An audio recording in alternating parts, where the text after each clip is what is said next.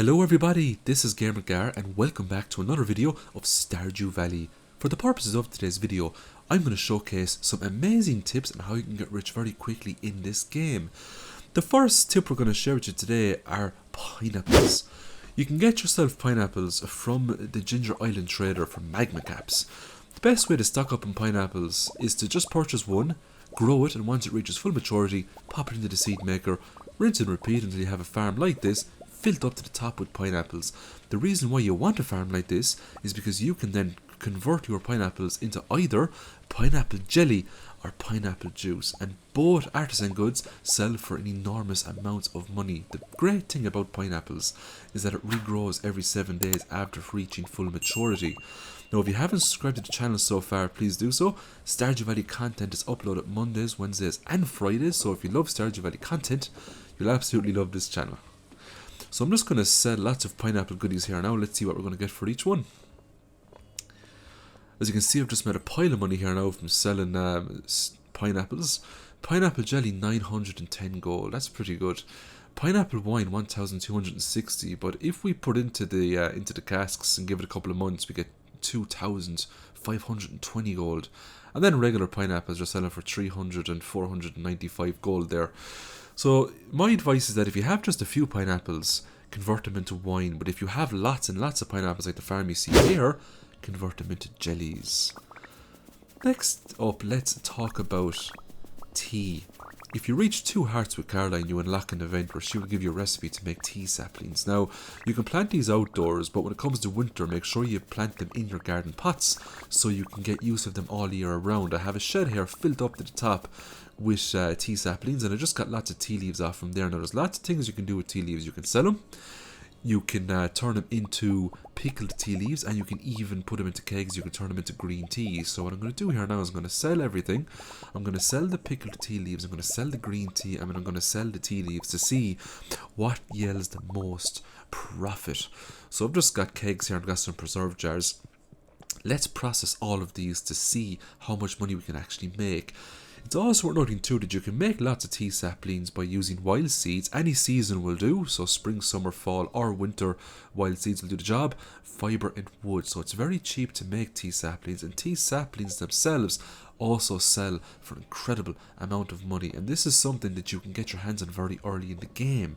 So if you're just starting out playing Stardew Valley, make sure you reach 2 hearts with Caroline so you get that lovely recipe.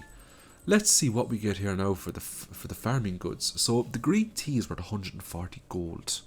The pickled tea leaf is worth 210 gold. That's interesting. And the tea leaves themselves are worth 55 gold. So it makes sense to put all your tea leaves into preserve jars to make pickled tea leaves. So my advice here is to sell the tea saplings at the very start of the game. That will give you a huge boost of money. When you have lots of tea saplings later on, set up a shed and process them further. Next up, let's talk about bananas. So in Stardew Valley, there's all manner of fruit trees that you can get your hands on. One of the best fruit trees in the game is the banana tree. All you need to get your hands on one banana sapling is 5 dragon tooth. You can get those inside the volcano cave on Ginger Island. The bananas are the highest profitable fruit in the game. The banana trees follow the same general rules as all other fruit trees in the game. It'll give you regular fruit on the first year, silver star on the second, gold on the third, and iridium on the fourth. So the longer you keep your trees, the better quality fruit they're going to give you. So I'm just going to sell a load of bananas here now. I'm also going to sell banana wine and banana jelly, just to show you what it can actually yield. Regular bananas give 165 gold. Now that's just year 1. Look at what the iridium banana gives, 330 gold. 490 for the banana jelly, and 630 for the banana wine. So my advice is, if you have lots of bananas, convert them into jellies. If you want to go the extra length, you can convert them into wines, but there's a very small difference between a jelly and the wines. Kegs do cost more to make. Next up, let's talk about the ostriches. To get your hands on an ostrich, you need an ostrich egg and an ostrich incubator. Now you'll get the incubator off Professor Snail on Ginger Island once you complete all these archaeology tasks. The great thing about ostriches is that you can convert iridium ostrich eggs into iridium mayonnaise. That's the only way you can get yourself iridium mayonnaise in this game. Iridium mayonnaise sells for a lot of money. and that's what sets ostriches apart from chickens. An ostrich will lay 1 egg every 7 days, and 1 egg will get you back 10 mayonnaise. So 1 iridium ostrich egg will get you back 10 iridium mayonnaise. So basically an ostrich is worth more to you than a chicken. So I'm just going to sell lots of mayonnaise here now, just to show you how much you can get for an iridium star ostrich mayonnaise. So let's go to bed, call it a day, and see what we get. So as you can see there now, we have a barn filled up with 12 ostriches. It's 120 mayonnaise every week. So it gets 76,560 gold, 638 gold per ostrich iridium star mayonnaise. That's a lot of money to be bringing in every single week. Using this method, you'll get yourself to the 1 million gold very quickly. And the best thing about this is that this is a passive method, so you don't have to put a whole lot of work into getting that money. Speaking of passive methods, welcome to the bee honey farm. As you can see here now, I'm getting fairy rose honey because all these bee houses are set up with fairy roses. Now you can set up your fairy roses in fall, but if you plant them in Ginger Island, the fairy roses will survive regardless of what season it is. So every 4 days you can get yourself enormous amounts of fairy rose honey.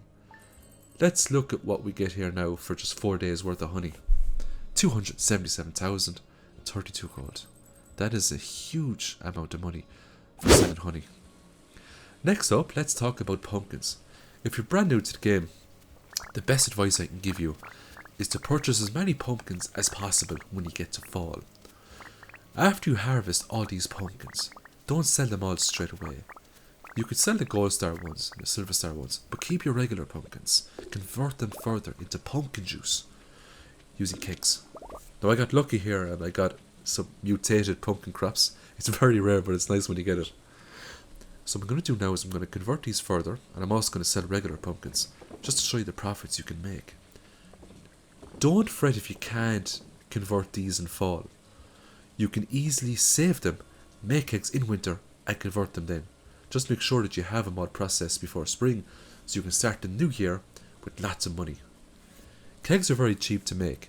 The only thing that might be challenging there is an oak resin, if you don't have tappers set up on trees. So I'm just going to sell all these now. Let's see how much we're going to get. Into the farming tab we go. A gold star pumpkin 528 gold, silver star 440 gold. But look at the pumpkin juice. Now this is with the artisan perk from the farming profession. 1008 gold for the pumpkin juice.